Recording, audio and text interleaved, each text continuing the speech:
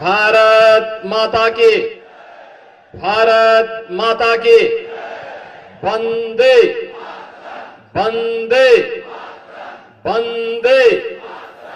नरसिंह भगवान की, नरसिंह भगवान की, भारत माता की, भारत माता की, गौ माता की, गौ माता की, गंगा माता की, गंगा माता की, सत्य सनातन धर्म की, सत्य सनातन धर्म की, भक्त प्रहलाद की, भक्त प्रहलाद की।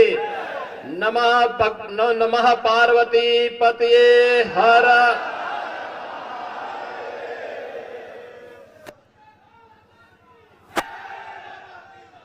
राष्ट्रीय स्वयंसेवक संघ के प्रांत संचालक डॉक्टर महेंद्र अग्रवाल जी, गोरक्ष प्रांत के प्रांत प्रचारक मान्य श्री रमेश जी, गोरखपुर महानगर के दक्षिण भाग के संचालक मान्य श्री ओम जालान जी, होलिका उत्सव समिति के अध्यक्ष श्रीमान मनोज जालान जी,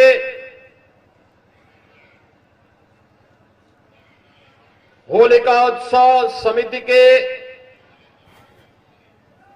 इस शोभा यात्रा कार्यक्रम में अपनी शुभेच्छा प्रदान करने के लिए यहां पर उपस्थित जगत गुरु सतवा बाबा श्री संतोषाचार्य जी महाराज, कालीबाड़ी के श्री महंत श्री रविंद्र दास जी महाराज, माननीय सांसद श्री रवि किशन जी, महापौर डॉक्टर मंगलेश श्रीवास्तव जी, राष्ट्रीय स्वयंसेवक संघ के सह विभाग संचालक श्रीमान आत्मा जी,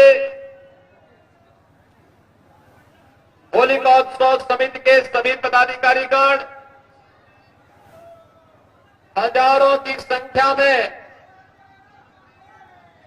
इस आयोजन में उपस्थित गोरखपुर के सभी उपस्थित बहनों और भाइयों, आज होली का पावन पर्व है और ये हमारा सौभाग्य है कि होली का जो संदेश है परस्पर सद्भाव के साथ आपसी मतभेदों को भुला करके एक समरस भाव के साथ हम इस आयोजन का हिस्सा बने और होलिका उत्सव समिति के इस आयोजन में जब मुझे आप सबके साथ इस आयोजन का हिस्सा बनने का अवसर प्राप्त हुआ है, मैं आप सभी को, पूरे प्रदेशवासियों को होली की पावन पर्व की हृदय से बधाई देता हूं। प्रदेशवासियों के प्रति अपनी शुभकामनाएं व्यक्त करता हूं। बहनों और भाइयों, पर्व और त्योहारों की ऐसी परंपरा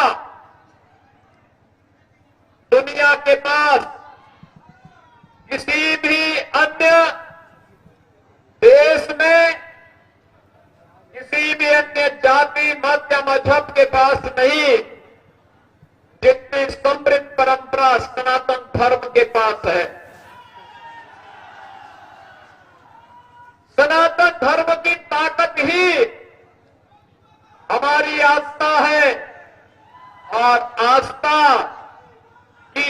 आत्मा है हमारे पर्व और त्योहारों में।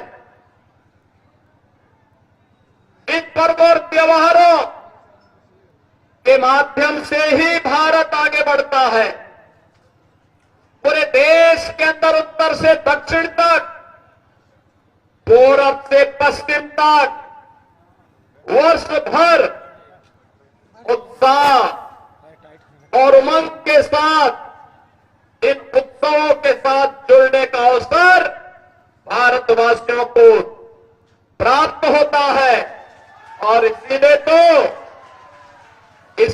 तो भारत की पौराणिक गाथा इस बात को कहती है कि दुर्लभम भारते जन्मा मानुषम तत्र दुर्लभम, यानी भारत में जन्म लेना दुर्लभ है और उसमें भी मनुष्य के रूप में जन्म लेना और मनुष्य के रूप में भी सनातन धर्मावलंबी बनकर के जन्म लेना और भी दुर्लभ है। अभी आपने देखा होगा जो लोग सनातन धर्म को कोसते थे,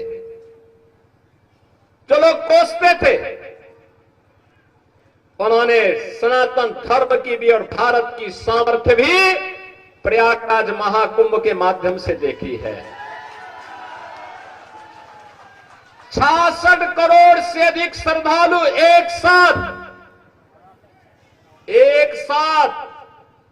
एक घाट पर आकर के त्रिवेणी के महासंगम में आकर के महास्नान का पुण्य का भागीदार बना है। न कोई जाति का भेद, न कोई क्षेत्र का भेद, न कोई मत और संप्रदाय का भेद, किसी भी जाति का सनातन धर्मावलंबी रहा हो, किसी भी क्षेत्र का सनातन धर्मावलंबी रहा हो,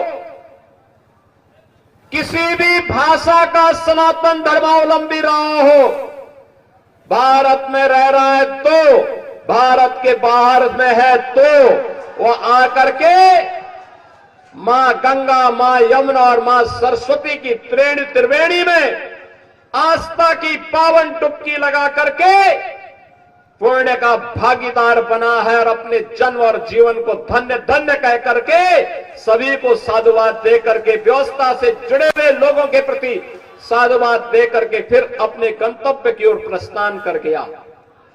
अद्भुत आयोजन था, अद्भुत आयोजन था।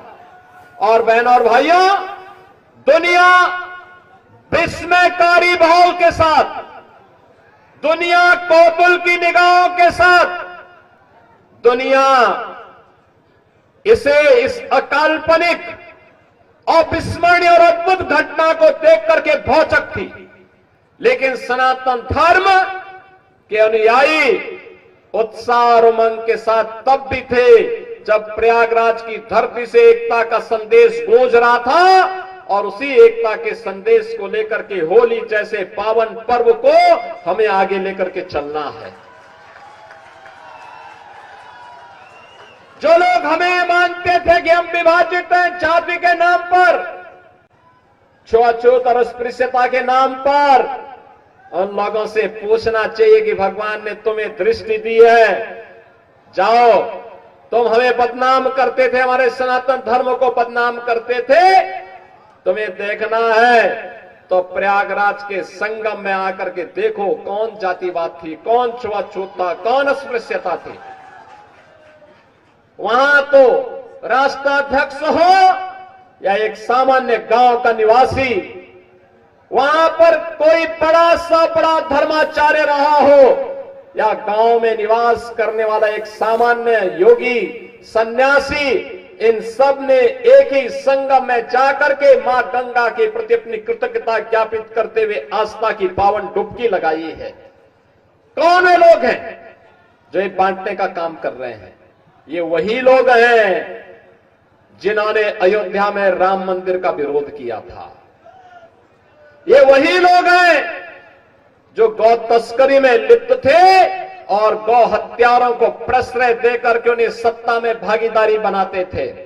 ये वही लोग हैं जो बोलते हैं कि भारत कभी विकसित भारत नहीं हो सकता है, बहनों और भाइयों, इन लोगों की मंशा देश के प्रति, सनातन धर्म के प्रति जग जारी रहे। और इसीलिए मैं आप सबसे कहने के लिए आज आया हूं कि पर्वों की परंपरा को आगे बढ़ाना, और मर्यादा पुरुषोत्तम भगवान श्री राम ने तो हमें मर्यादा का ही पाठ पढ़ाया है। मर्यादा के पथ पर आगे बढ़ करके बड़ी पवित्रता के साथ जब हम आगे बढ़ेंगे, लक्ष्मण रेखा का उल्लंघन स्वयं नहीं करेंगे। प्रयागराज महाकुंभ ने संदेश दे दिया है, 66 करोड़ 30 लाख से अधिक श्रद्धालु आते हैं, लेकिन एक भी छेड़छाड़ की घटना नहीं, एक भी लूटपाट की घटना नहीं, एक भी कोई ऐसी घटना नहीं जिसके कारण किसी भी सनातन धर्मावलंबी को सिर नीचे करना पड़े। ऐसा अद्भुत अनुशासन, ऐसा अद्भुत मर्यादा, ऐसी अद्भुत छटा ये प्रयागराज ने हम सबको दी है।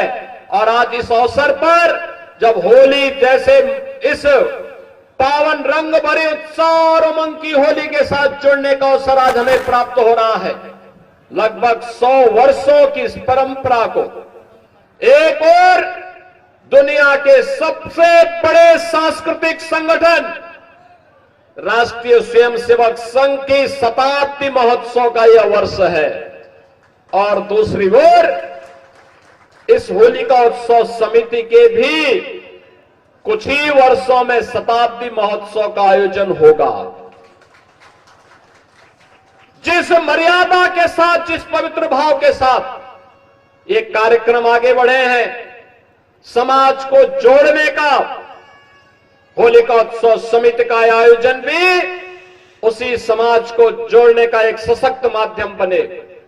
हम परस्पर गले मिलेंगे, बैर भाव को विस्मृत करेंगे, विकृतियों को तिलांजलि देंगे।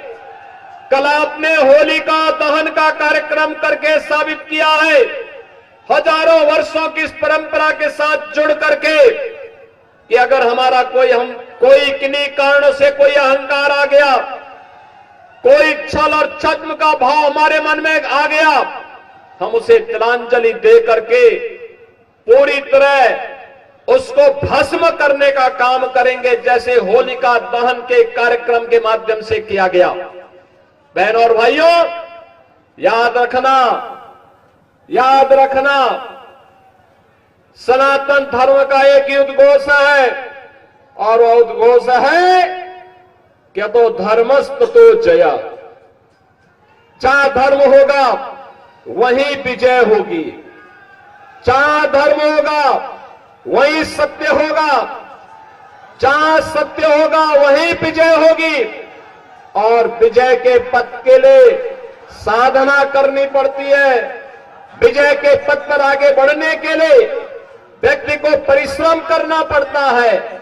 साधना जितनी कठिन होती है, सिद्धि उतनी ही बड़ी होती है, और उतनी बड़ी सिद्धि के लिए हमें आगे बढ़ना है। प्रधानमंत्री मोदी जी ने देशवासियों के सामने विकसित भारत का एक संकल्प दिया है। विकसित भारत तभी विकसित हो सकता है, हमारा भारत तभी विकसित हो सकता है जब वह एक होगा तो श्रेष्ठ होगा, श्रेष्ठ होगा तो दुनिया की कोई ताकत उसे विकसित बनने से रोक नहीं सकती है। और इसलिए पूरा प्रयास, हमारी पूरी साधना राष्ट्र माता के चरणों में समर्पित होनी चाहिए। इससे बढ़कर के संकल्प हमारे लिए दूसरा नहीं हो सकता है, और राष्ट्र माता के प्रति समर्पण का ये भाव ही हमें आज भगवान नरसिंह की आरती और उनकी इस भव्य शोभा यात्रा के साथ जोड़ने का एक अवसर भी प्रदान करता है। याद करिए कितनी बड़ी परंपरा है। हजारों वर्ष पहले जब दुनिया अंधकार में जीती थी, तब भारत के अंदर सत्य की स्थापना के लिए भगवान का जो तीसरा अवतार होता है, वह अवतार होता है नरसिंह का। नरसिंह अवतार उन लोगों के लिए एक चेतावनी है जो मान करके चलते हैं कि हम जो चाहेंगे वो कर लेंगे। ये कभी नहीं हो सकता है। इस घमंड को, हिरण्यकश्यप के इस घमंड को, होलिका के इस दंभ को, होलिका दहन के माध्यम से भी और हिरण्यकश्यप के इस दंभ को तोड़ने के लिए भगवान श्री हरि विष्णु ने अपना तीसरा अवतार नरसिंह के रूप में इस धराधाम पर दे करके लोक कल्याण का मार्ग प्रशस्त किया था।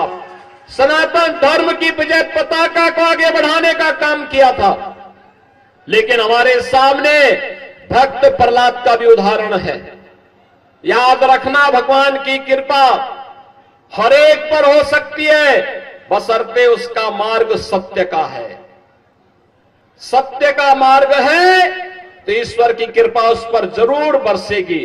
भक्त प्रहलाद ये स्वयं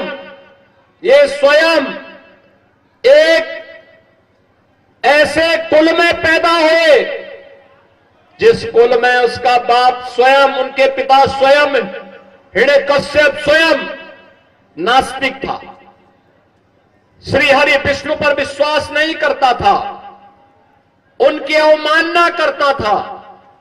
लेकिन प्रहलाद ने ठीक इतर अब से अलग हट करके, उससे अलग हट करके भगवान की भक्ति को माना। यानी भगवान की भक्ति का मतलब राष्ट्र भक्ति का मार्ग प्रशस्त किया और राष्ट्र भक्ति के माध्यम से अपना जन्म और जीवन धन्य करके आने वाले समय के लिए, आने वाली पीढ़ी के लिए एक प्रेरणा बन गई।